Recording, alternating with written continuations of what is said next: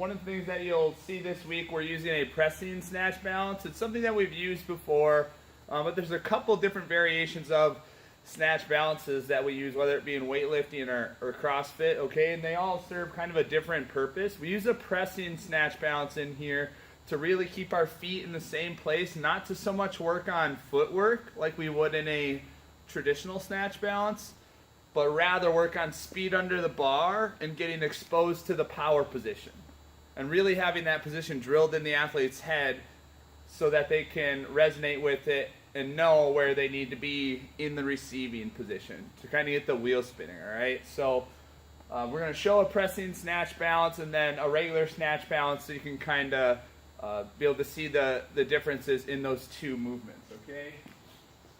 But both will utilize the snatch grip and will have you in the back rack position, whether you take it from the floor or you take it from the rig. In a pressing snatch balance, we're going to have our receiving stance, so maybe a wider base or a squat stance, all right? And from there, sometimes it's difficult to do the barbell, so we definitely have you start with a PVC first, okay?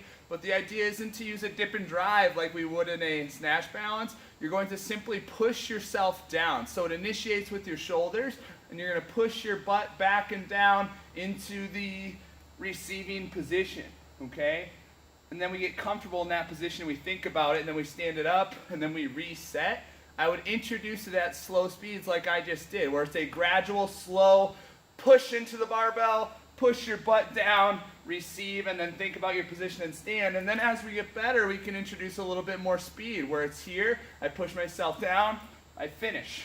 I stand, I reset, I think again, faster, pushing myself down. And then my fastest rep yet on that final one, thinking about that position, okay?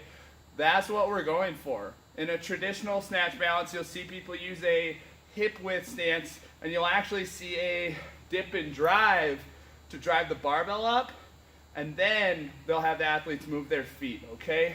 You'll see that drill utilized. We'll come back to that, but for the purpose of getting comfortable in position, the pressing snatch balance is a little bit easier to do when you're doing lightweight, okay? Pressing snatch balance.